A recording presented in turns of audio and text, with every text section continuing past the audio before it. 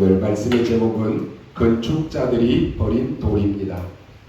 지난주에 우리 무화과 비유에 대한 교훈을 우리가 말씀을 들었습니다. 여러분이 특별한 응답을 받으려고 하지 마시고 받은 말씀을 일주일 동안 한번 여러분에게 각인시켜 보십시오. 그러면 응답은 저절로 옵니다. 그런데 대부분 그걸 잘 안 할 것입니다. 그러니까 응답이 와도 모르고 응답도 못 받는 것입니다. 만일 여러분이 그걸 한다라고 하면은 산을 들어서 바다에 옮길 것이다 라고 예수님이 말씀하셨습니다. 우리 사람의 힘으로 막을 수 없는 것이 있습니다. 그걸 우리는 재앙이다 라고 이렇게 말합니다. 정치로도 경제로도 과학과 인격과 선행으로도 막을 수가 없습니다. 개인에게 오는 이 재앙은 사단에게 속아서 사주팔자 운명에 매여서 지옥으로 끌려가는 것입니다. 하나님을 떠난 상태에서 지옥 백성으로 살기 때문에 하나님도 모르고 공중 권세 잡은 자에게 끌려다니는 삶을 사는 것입니다. 그러니 앞으로 지옥 가는 것은 당연한 것이고 지금 지옥 배경 속에 사는 것입니다. 하나님을 떠나니까요, 육신의 눈은 밝아집니다. 그리고 영적인 눈은 어두워집니다. 그러니 내가 하나님을 떠나서 문제가 왔다라고 하는 여기에 대해서는 자꾸만 잊어버리게 되는 것입니다. 왜 나에게 이런 문제가 왔지? 하나님을 떠나서 온 문제인데 그 문제의 근원을 자꾸 잊어버리고 사는 것이. 그래서 안 되는 것만 계속 골라서 합니다. 여러분이 다른 사람을 볼 때 계속 망하는 사람들 보면 어때요? 뻔히 저건 하면 망하는데 그 일을 또 해요. 그럴 때 뭐라고 말합니까? 저 사람 왜 망하는 짓만 골라서 하지? 그런 얘기 하잖아요. 하나님을 떠나서 영적인 눈이 어두워져 버리니까 망하는 짓만 골라서 계속 하는 거예요. 그런데 왜 망하는지, 왜 문제가 오는지도 모른다라고 하는 것입니다. 성경에 보면은 소돔과 고모라 성이 발전을 했습니다. 그런데 그 성에 재앙이 임했다라고 말씀합니다. 성경은 소돔과 고모라 성이 왜 재앙이 임했느냐? 물론 그 성이 타락하고 죄가 컸기 때문임을 말씀합니다. 그런데 그것 때문에 망한 것이 아닙니다. 성경은 의인 10명이 없어서 망했다라고 말씀합니다. 재앙을 막을 그 현장에 빛을 가진 의인 10명이 없어서 소돔과 고모라 성이 망한 것입니다. 애굽의 백성들이 노예가 되었지만은 하나님은 모세 한 사람을 통해서 피제사의 비밀을 선포했을 때 재앙이 끝났습니다. 애굽에는 재앙이었지만은 이스라엘 백성들에게는 응답이었습니다. 그렇잖아요. 그렇다면 재앙이 뭡니까? 의인 한 명이 없는 것이 재앙입니다. 사무엘상 7장에 보니까 이스라엘 백성들이 계속해서 블레셋에게 당합니다. 언약궤도 빼앗기고 성전도 무너지고 계속 전쟁이 나서는 땅도 빼앗기고 많은 사람이 죽거나 포로로 잡혀갔습니다. 그런데 사무엘상 7장 9절에 보면 중요한 말씀이 나옵니다. 사무엘이 젖먹는 어린 양 하나를 가져다가 온전한 번제를 하나님께 드리고 이스라엘을 위하여 여호와께 부르짖음에 여호와께서 응답하셨더라 그랬습니다. 그 언약을 알고 복음 가지고 기도의 비밀을 아는 사무엘 한 사람을 통해서 어떤 일이 일어났느냐? 재앙이 무너졌습니다. 어떤 일이 일어났습니까? 매일 계속해서 쳐들어왔던 블레셋이 꺾였다니까요. 전쟁이 그쳤더라 그랬습니다. 빼앗겼던 모든 것들이 회복되고 평화가 임했습니다. 어린 사무엘 한 사람이 하나님 앞에 예배 회복함으로 모든 재앙이 끝나버렸다니까요. 가정에 재앙이 있습니다. 그런데 그리스도의 비밀 가진, 기도의 비밀 가진 한 사람만 있으면 그 가정의 재앙은 끝납니다. 어떤 문제 사건이라든지 어떤 환경이라든지 가정에 어떤 문제가 있다라고 할지라도 그리스도의 비밀, 기도의 비밀, 언약 가진 한 사람이 있다라고 하면은 재앙이 끝난다니까요. 여러분 이걸 믿습니까? 확신합니까? 정말로 그리스도 누리는 한 사람이 있으면 재앙은 끝난다니까요. 이 재앙을 꺾을 한 사람이 있다면 하나님은 악을 선으로 바꾸시는 것입니다. 우리는 그것을 믿습니다. 우리에게는 여러 가지 많은 일들이 있습니다. 축복받을 그러신 사람은 그 모든 것을 발판으로 디딤돌로 축복으로 바꾸는 것입니다. 그게 축복받을 그릇입니다. 우리는 자꾸 원수를 갚으려고 하는데 성경은 그렇게 말하지 않습니다. 여러분이 언약을 붙잡으면 하나님은 악을 선으로 바꾸시는 것입니다. 사람들이 복음 전함을 받았습니다. 받았는데 그 받은 것을 믿음과 결부시키지를 못하는 것입니다. 그러니까 그게 나의 믿음으로 받지 못하니까 안식에 들어가지 못했다고 했습니다. 분명히 이스라엘 백성들은 말씀을 들었습니다. 그러잖아요. 그런데 그것이 나의 믿음과 결부가 안 되는 것입니다. 똑같이 복음을 받았습니다. 그런데 그 복음이 나의 복음이 안 되어진다니까요. 똑같이 예배 드립니다. 말씀 받습니다.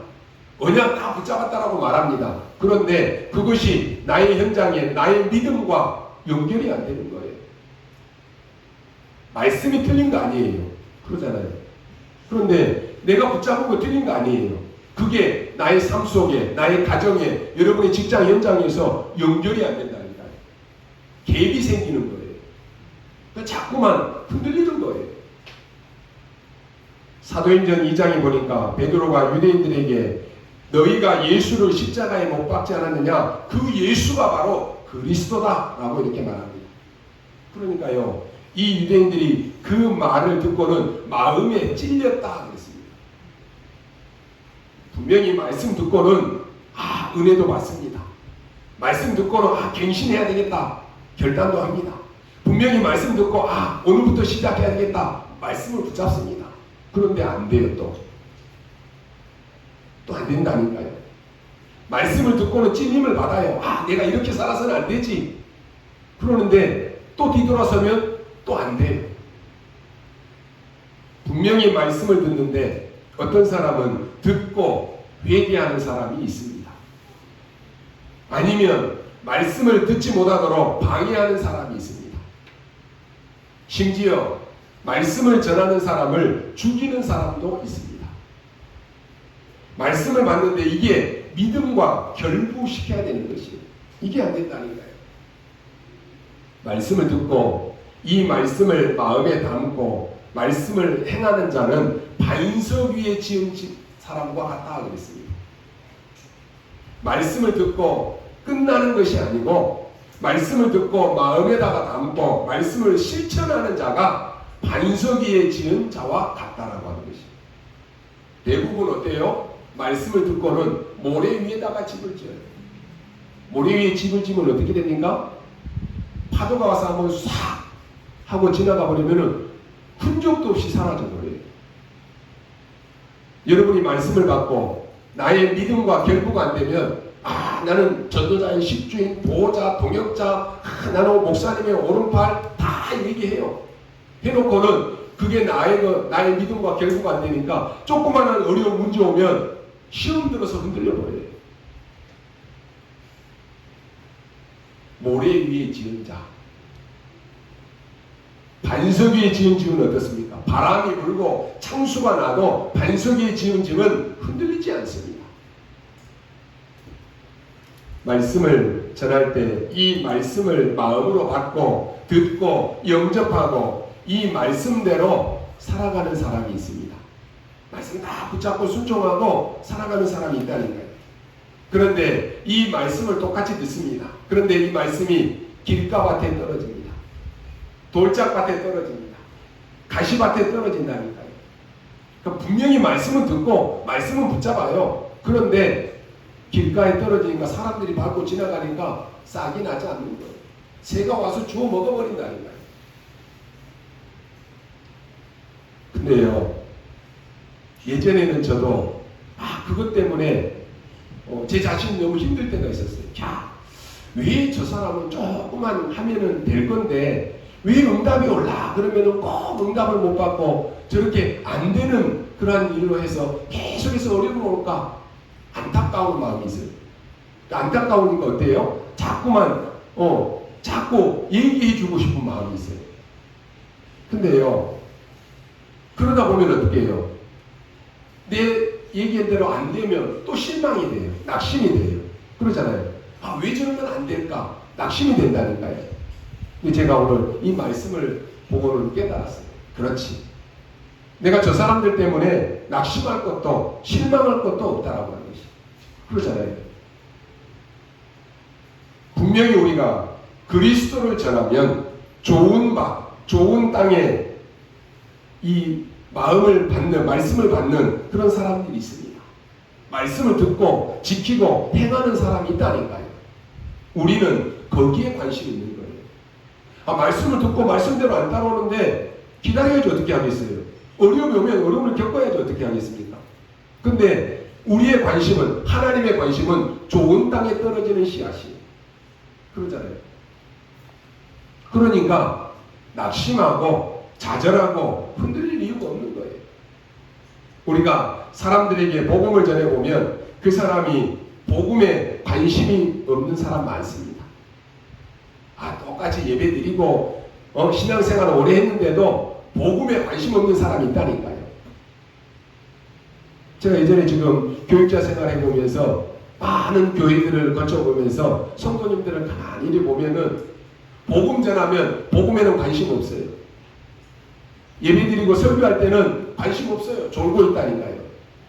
근데 놀러 간다든지 이런 데는 굉장히 관심이 있어요. 사람들은요, 하나님의 말씀인 복음에 별 관심 갖지 않습니다.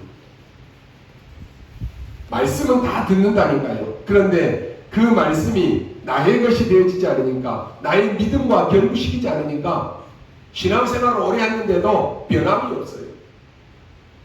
근데요, 분명히 이 말씀을 듣고 반응하는 사람이 있습니다. 분명히 말씀을 듣고 마음에 담는 사람이 있습니다. 말씀을 듣고 말씀대로 순종하고 말씀대로 따라가는 사람이 있다니까요.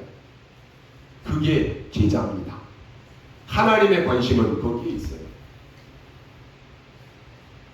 그래서 예수님께서는요, 너희는 가서 모든 족속으로 무리 삼아라 안 했다니까요. 모든 족속으로 가서 군중 삼아라 그런 얘기 안 했다니까요. 너희는 가서 모든 족속으로 제자 삼으라 그랬다니까요. 왜 그런지 아십니까? 분명히 제자가 있다라고 하는 것이. 100명이 모였다. 그 가운데 한 명의 제자는 분명히 있다는 거예요. 그러잖아요. 하나님의 관심은 거기에 있어요. 제자.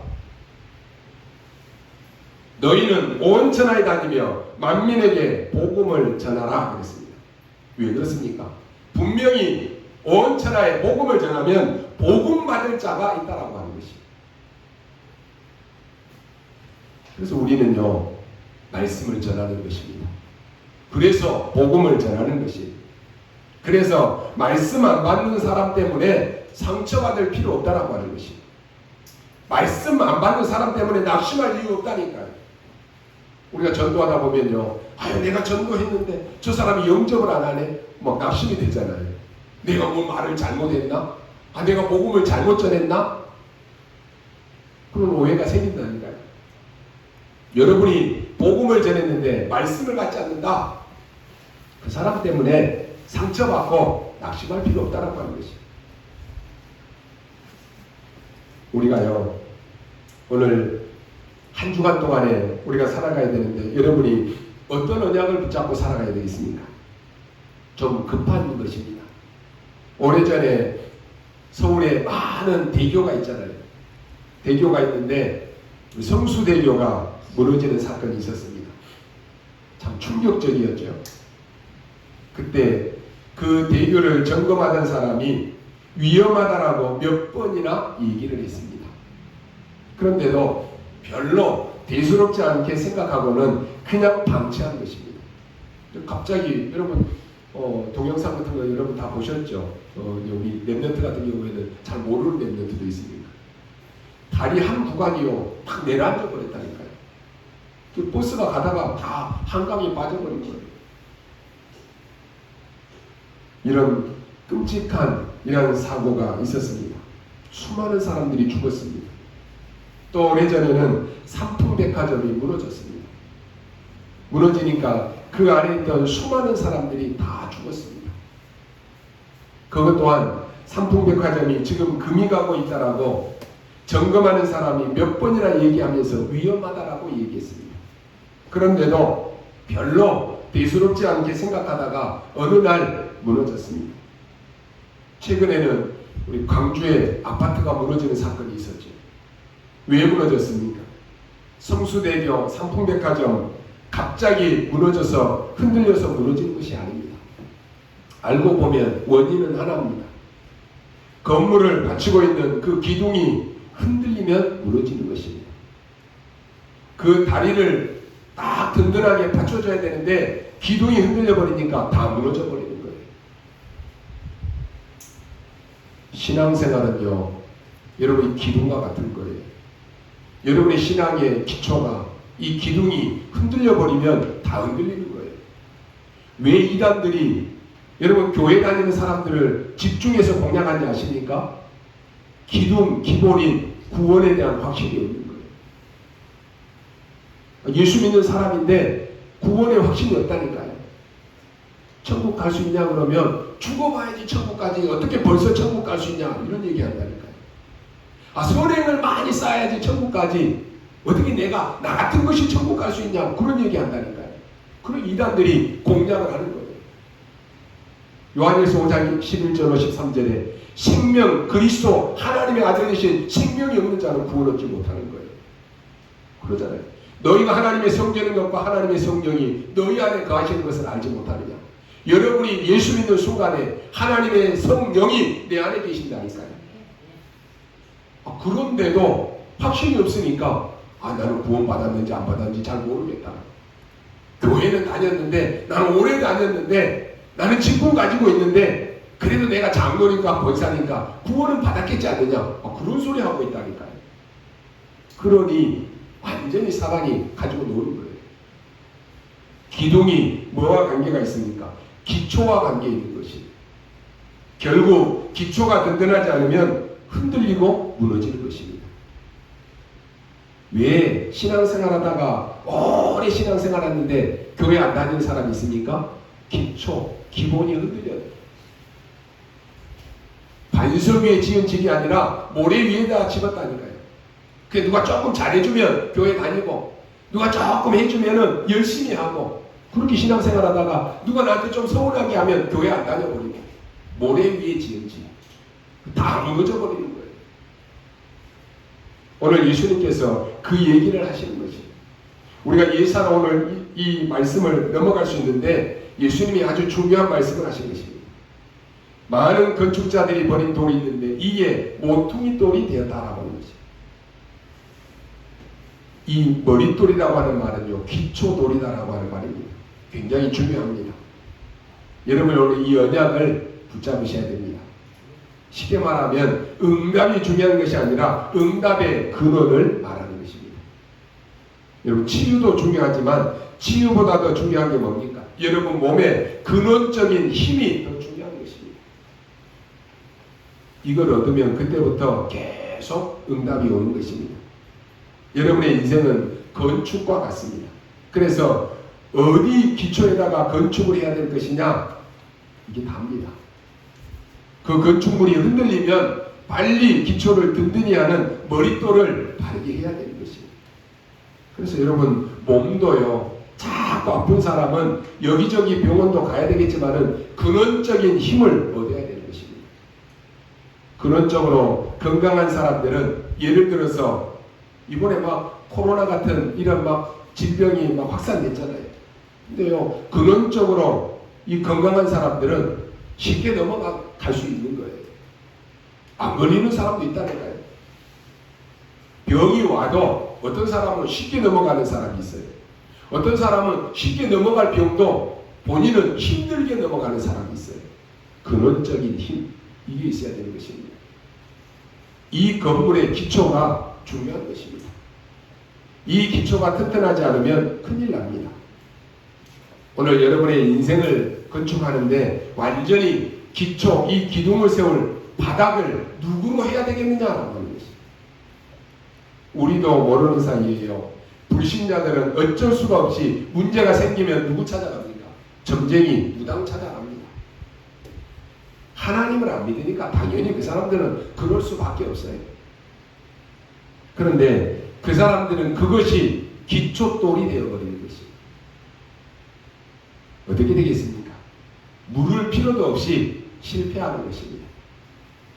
많은 사람들이 너무 힘드니까 모르고, 야, 너무 힘드니까 이거 해결할 방법이 없냐? 그러면서 구술합니다. 그러면요, 귀신 들린 사람이 구술해 주는데 그 사람의 인생은 그것이 기초돌이 딱 놓아져 버리는 거예요. 그러면 이게 보통 문제가 되는 것이 아닙니다. 어마어마한 건물이 올라가야 되는데 기둥을 세우는 기초돌이 잘못되면 어떻게 되겠습니까? 올라가면 올라갈수록 더욱 와장창 무너지는 것이에요. 예수님이 지금 그 말씀을 하시는 것입니다. 여러분의 건강도 기초를 다져야 됩니다. 그래서 운동도 하고 기도도 하고 깊은 호흡도 하라고 하는 말입니다. 기초부터 다지라고 하는 것입니다. 교회 다니면서도 우상 숭배하다가 망하는 사람 많습니다. 예전에 보면요, 저는 교회 안에 집사님들도 장로님, 권사님들도 문제 생기면 무당 찾아가서 점 보는 사람 많다니까요. 우리 광명에 왔을 때 무당 집에 가서 물어보니까요, 그 얘기해요. 무당이 아이고 뭐 교회 어느 집사도 오고 장로도 오고 권사도 오고 자기한테 다 와서 물어본다는 거예요.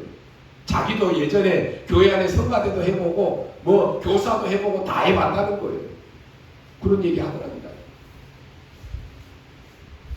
여러분이요, 기초가 잘못되면 완전히 망하는 것입니다.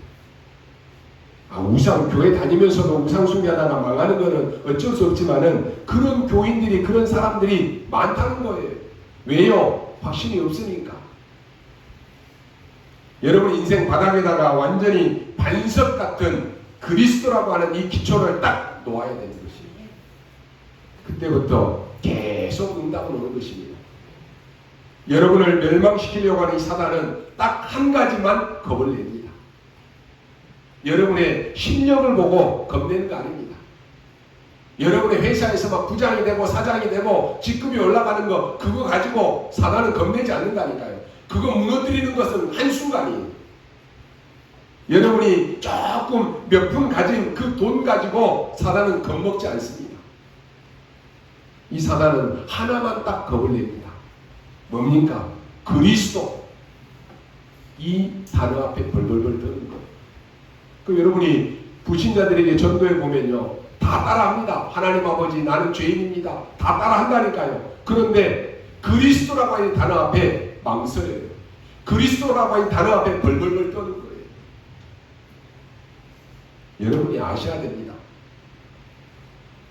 사단은 이 그리스도라고 하는 이 이름 앞에 제일 겁을 먹습니다.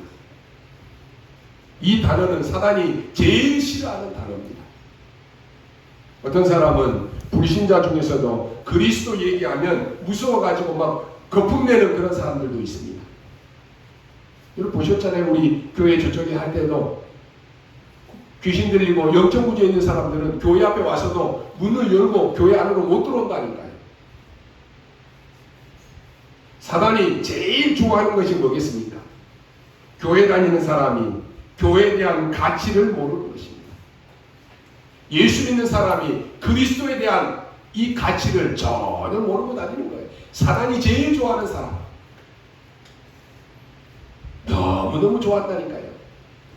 하나님 믿는다라고 하는데 예배의 가치를 전혀 모르고 다니는 사람.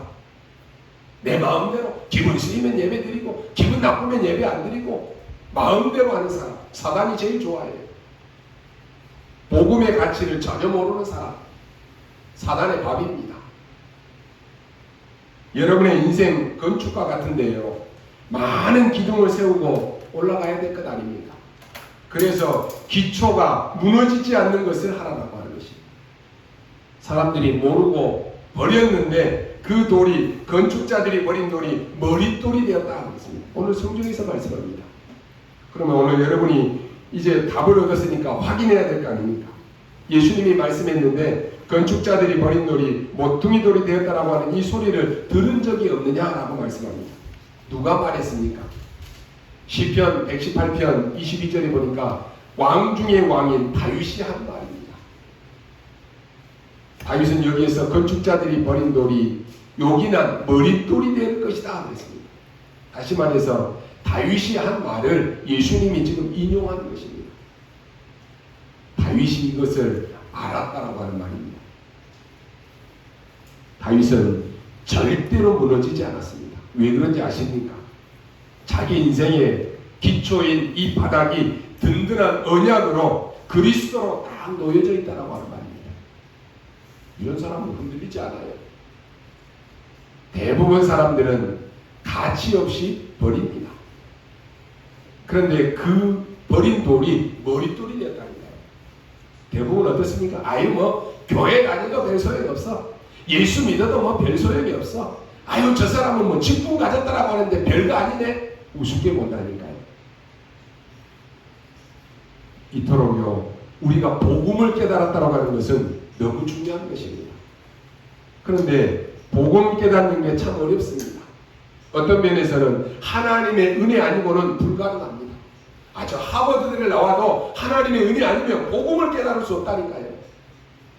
그런데 저 갈릴리 어부도 하나님의 은혜 주시니까 복음을 깨닫는 거예요.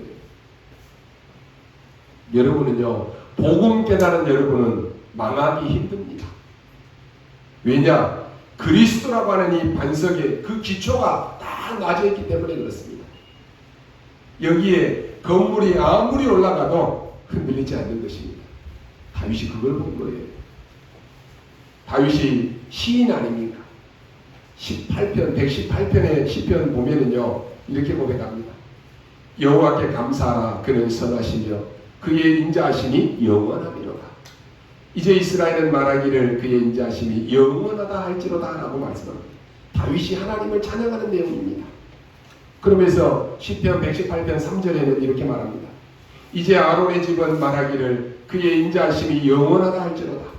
이제 여호와를 경외하는 자는 말하기를 그의 인자하심이 영원하다 할지로다.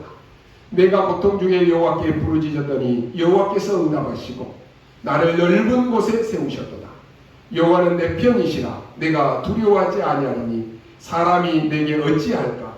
여호와께서 내 편이 되사 나를 돕는 자들 중에 계시니 그러므로 나를 미워하는 자들에게 보응하시는 것을 내가 보리로다. 다윗은요 한 번도 보응하지 않았습니다. 다시 말해서 다윗은 한 번도 원수 갚지를 않았다라고 하는 것입니다. 계속 피하면서 높은 자리에까지 승리했습니다. 이처럼요 하나님을 아는 자에게 하나님은 어떤 위기 속에서도 건지시는 것입니다. 다윗이 한 고백입니다. 그러면서 또 보십시오. 여호와께 피하는 것이 사람을 신뢰하는 것보다 나으며 여호와께 피하는 것이 고관들을 신뢰하는 것보다 낫도다. 문나라가 나를 에워쌌으니 내가 여호와의 이름으로 그들을 끊으리로다. 그들이 나를 에워쌌으니 내가 여호와의 이름으로 그들을 끊으리로다. 그들이 벌처럼 나를 에워쌌으나 가시덤불에 불같이 다 없어졌나니 내가 여호와의 이름으로 그들을 끊으리로다. 너는 나를 밀쳐 넘어뜨려 하였으나 여호와께서는 나를 도우셨도다. 여호와는 나의 능력과 찬송이시요 또 나의 구원이 되셨도다. 의인들의 장막에는 기쁜 소리, 구원의 소리가 있으며 여호와의 오른손이 권능을 베푸시며 여호와의 오른손이 높이 들렸으며 여호와의 오른손이 권능을 베푸시는도다. 내가 죽지 않고 살아서 여호와께서 하시는 일을 선포하리로다. 여호와께서 나를 심히 경책하셨어도 죽음에는 넘기지 아니하셨도다. 내게 의의 문들을 열지어다. 내가 그리로 들어가서 여호와께 감사하리로다. 이는 여호와의 문이라 의인들이 그리로 들어가리로다. 주께서 내게 응답하시고 내게 나의 구원이 되셨으니 내가 주께 감사하리로다. 그리고 난 다음에 한 말이 오늘 22절입니다. 건축자가 버린 돌이 진모퉁이의 머릿돌이 되었나니 라고 말씀합니다. 이 말씀을 예수님이 지금 오늘 이 본문에서 인용하신 말씀입니다. 오늘 여러분이요, 한 주간 한번 깊이 한번 생각해 보시기 바랍니다. 불신자는 어쩔 수 없지만은 거의 전부가 믿는 사람까지도 이 어마어마한 건축물을 세우는데 기초가 흔들리고 있다니까요. 기초가 흔들리면 어떻게 되겠습니까? 다 무너지는 것입니다. 일본은 지진이 자꾸 일어나니까요, 그 지진에 강한 건물들을 짓잖아요. 근데요, 아무리 건물을 높이 쌓아놔도 기초가 든든하지 않으면 조그마한 바람 불고 어려움이 와도 지진이 와도 다 무너져 버리는 거예요. 그런다라고 하면 어떻게 되겠습니까? 여러분이 평생의 신앙생활을 했는데 내 기초가 그리스도가 아닌 저 모래 위에 지은 집과 같이 오랫동안 세워놨다. 한순간에 다 무너지는 거예요. 여러분, 신앙의 기초가 흔들리면 다 흔들리는 것입니다. 그 부분은 전혀 깨닫지 못하고 자꾸만 다른 사람 핑계만 댑니다. 네 때문에, 당신 때문에 핑계만 댄다니까요. 오늘 다윗의 증인입니다. 두 번째로 예수님이 직접 말씀하십니다. 오늘 비유로 말씀을 들었습니다. 오늘 말씀의 내용입니다. 주인이 이제 멀리 가면서 포도원을 맡깁니다. 그러면 이 포도원은 이 맡긴 사람들은 자기 소유가 아닙니다. 이들은 주인과 계약을 맺고는 포도원을 새로 얻은 것입니다. 자신들은 관리인이고 주인은 따로 있다라고 하는 말입니다. 이제 주인이 열매를 수확할 때가 되어서 계약한 대로 그 세를 받으려고 이 종들을 보낸 것입니다. 근데 농부들은 약속한 대로 그 세만 주면 아무 문제 될 것 없어요. 그런데 세를 얻으러 오는 그 이 종들이 주인의 것을 지금 빼앗으려고 하고 있다고 하는 것입니다. 계약한 것을 헌시작처럼 저버리고는 주인의 것을 빼앗으려고 악한 계획을 세우고 지금 악한 짓을 하는 것을 보게 됩니다. 이 농부들이 주인의 대리인에게 한 그 악한 행위들을 한번 보십시오. 어떻게 합니까? 처음에 주인은 종들을 보냅니다. 근데 이 악한 종들이 그들을 때리고 돌로 치고 심지어는 죽이기까지 했다 그랬습니다. 그러니까 주인이 이번에 다시 또 종들을 보냅니다. 이번에는 처음에 보낸 종들보다 더 많이 보냈다 그랬습니다. 그런데 이번에도 이 악한 종들은 이 사람들을 때리고 돌로 치고 죽입니다. 주인이 계약한 대로 세를 받기 위해서 보낸 그 종들과 더 많이 보낸 이 다른 종들이 누굽니까? 이들은 하나님 떠난 인생을 하나님께로 돌아오기 위해서 보내심을 받은 구약의 선지자들입니다. 이스라엘 백성에게 가서 우상을 버리고 하나님께로 돌아가고 외친 수많은 선지자들입니다. 하나님은 자기 백성을 구원하기 위해서 수없이 많은 선지자를 택하여서 말씀을 주시고 이스라엘에게로 그렇게 보내고 또 보내었는데 이스라엘은 하나님의 말씀을 받고 순종하고 돌이키지 않고 오히려 이 선지자들을 다 죽였습니다. 지금까지도 그렇게 하고 있습니다. 주인과의 약속을 저버린 포도원의 악한 그러한 종들입니다. 포도원 주인은 마지막으로 자기 아들을 보냅니다. 그러면서 그들이 내 아들은 접대하리라 라고 생각하면서 보냅니다. 마지막으로 보낸 그 아들이 누구겠습니까? 바로 예수 그리스도이십니다. 그러나 이 악한 종들은 그 아들마저도 죽입니다. 죽이면서 말합니다. 오늘 38절이지요. 이는 상속자니 자 죽이고 그의 유업을 차지하자라고 말합니다. 그 아들을 잡아서 포도원 밖에 내쫓아 죽입니다.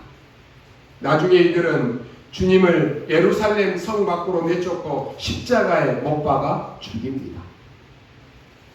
이게 구약과 예수님 당시까지 이스라엘의 역사를 통하여서 복음 없는 유대 종교자들이 저지른 그러한 악행입니다. 대제사장들과 장로들은 이 비유가 자기들을 가리켜서 한 말이다라고 하는 것을 알았다고 했습니다. 오늘 45절에 알고 있습니다. 하나님은 이스라엘을 통하여 많은 열매 맺어서 온 세상 천하 만민을 살리려고 하는 계획을 가지셨습니다. 마치 포도원을 완벽하게 만들어 놓고 열매를 거두려고 하는 이 포도원 주인과 같은 것입니다. 그러나 이스라엘은 하나님의 뜻과 하나님의 계획을 완전히 저버리고 온 세상을 위한 하나님의 언약과 자기들만의 것으로 바꾸어서 세상을 저버렸습니다. 만민을 위하여 기도하는 이러한 성전의 뜰에서 장사를 하고 욕심을 채우는 그러한 강도의 소굴로 만들어버린 것입니다. 그것도 모자라서 포도원을 차지하려고 그 아들을 내쫓고 죽이기까지 했습니다. 지금까지 이스라엘이 하나님께 저지르는 그러한 과거 범죄의 역사입니다. 하나님은 계약을 저버리고 악행을 저지른 이러한 종들을 그냥 두지 않습니다. 자신이 공들여서 만든 포도원이 망가지는 것을 그냥 두고만 보시지 않으십니다. 오늘 43절 44절에 보니까 이제 주인이 직접 오셔가지고 종들을 심판합니다.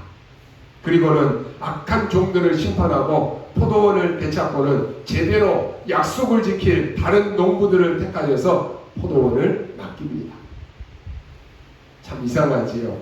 지금까지 교회 역사에 보면은 전도하는 사람, 복음 전하는 사람만 나오면 이단으로 만들어버렸습니다. 신기한 일인데 한 번도 빠지지 않고 그랬다니까요. 옳은 단체가 일어나서 복음운동하면 무조건 이단으로 만들어버렸습니다. 심지어 예수님에 대해서 대적도 했습니다. 그래서 건축자들이 버린 돌이 그 돌이 진짜 기초가 되는 머릿돌이 된 것입니다. 예수님이 하신 말씀을 오늘 여러분이 귀담아 들으셔야 될 것입니다. 세 번째로 베드로가 이 언약을 붙잡았습니다. 그 뒤에 베드로는 주는 그리스도시요 살아계신 하나님의 아들이십니다. 이 신앙 고백을 했을 때 예수님이 말씀하십니다. 너는 베드로라. 절대로 흔들리지 않는 이 반석 위에 내 교회를 세울 것이다. 저 우주를 담을 수 있는 그 반석 위에 내 교회를 세울 것이다 라고 말씀하십니다. 그러다가 베드로가 사도행전 3장에 가서 안진뱅이를 일으키고 난 다음에 법정에 서게 됩니다. 여기서 베드로를 신문할 때 나사렛 예수 이름으로 가라라고 하는 게 쉽겠느냐, 병자를 일으키어 세우는 것이 더 쉽겠느냐라고 베드로에게 묻습니다. 둘 다 어렵습니다. 그런데 이 안진뱅이가 일어섰으니 증인이 아닙니까? 그 증인이 지금 옆에 서 있다니까요. 그때 베드로가 한 말입니다. 너희들이 많은 건축자들이 버린 돌이 머릿돌이 되는지를 모르느냐. 그러면서 천하의 구원 얻을 만한 다른 이름을 주신 일이 없음이니라라고 말씀합니다.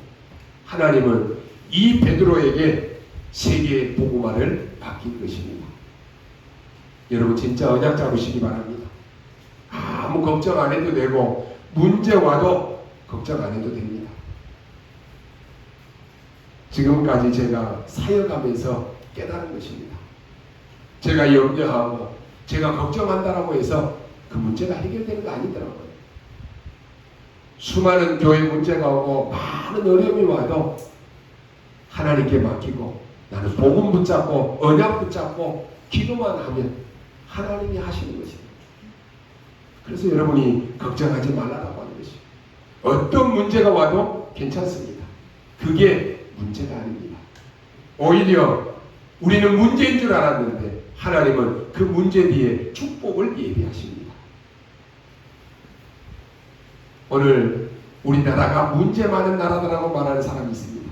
아닙니다. 하나님은 우리나라를 통해서 세계복음할 나라로 쓰실 것입니다. 여러분의 가정에 문제가 많다라고 생각하십니까? 착각입니다. 여러분의 가정은 세계복음할 가정입니다. 여러분의 옆에 있는 분들이 가치 없어 보이고 문제 많고 가망이 없어 보입니까? 착각입니다.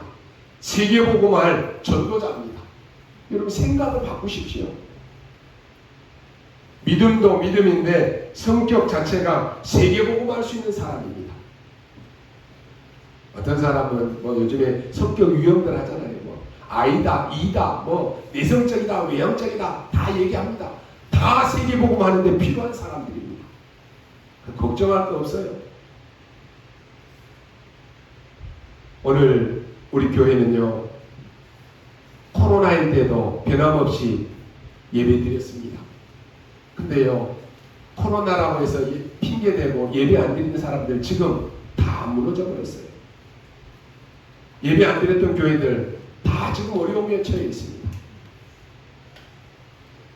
코로나일 때도 전 세계 교회들은 다 문을 닫았는데 변함없이 예배 드리는 나라가 한국밖에 없습니다. 전 세계 어디를 가도요 한국 사람들이 성격이 빨리빨리잖아요. 급해요. 어디든지 간에 교회 건축 빨리 하자라고 하는 소리치는 곳이 한국 사람들밖에 없습니다.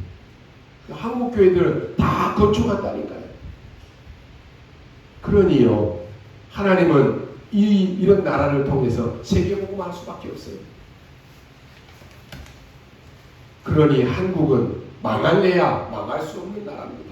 왜요? 복음의 언약이 확실하기 때문에.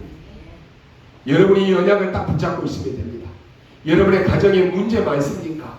낙심이 되십니까? 좌절이 되십니까? 언약 딱 붙잡으십시오. 선포하십시오. 우리 가정은 세계복음할 가정이다. 당신은 세계복음할 전도자다. 선포하라니까요.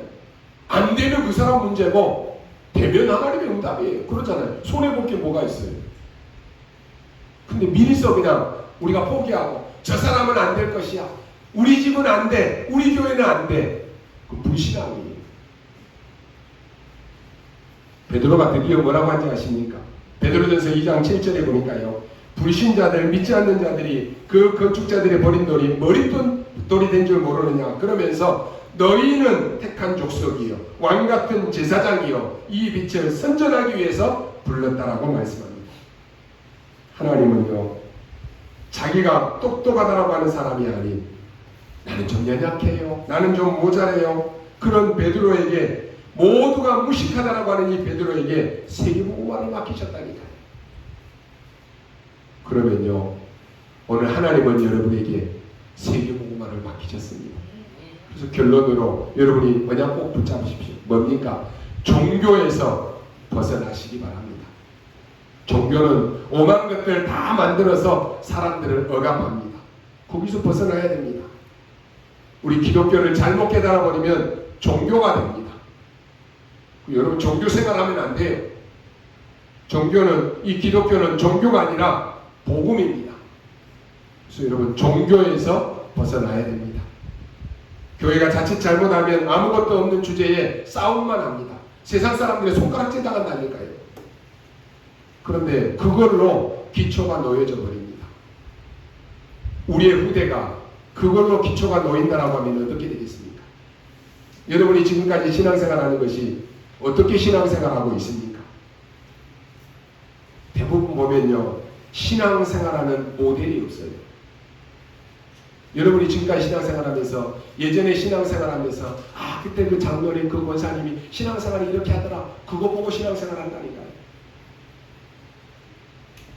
그 모델이 제대로 된 모델이 없는 거예요. 장로의 모델이 누군지 권사의 모델이 누군지 제대로 본 적이 없다니까요. 그러니까요 늘 그 수준에 머물러 있는 거예요. 거기서 벗어나야 됩니다. 하나님의 사람에게, 하나님이 오늘 장로에게, 권사에게 하나님이 원하시는 것이 뭔가, 그거 붙잡아야 되는 거예요. 늘 다른 사람 보면서 그거 생각하니까, 아유, 저 사람이 흔들리면 나도 흔들리고, 저 사람이 신앙생활 이렇게 하면 나도 이렇게 하고, 그게 모델이 아니라니까요. 그걸 우리의 후대들이 보고 또 배우는 거예요. 후대들은 여러분이 모델이라니까요. 아, 우리 장로님, 권사님, 우리 집사님이 이렇게 신앙생활 하는구나.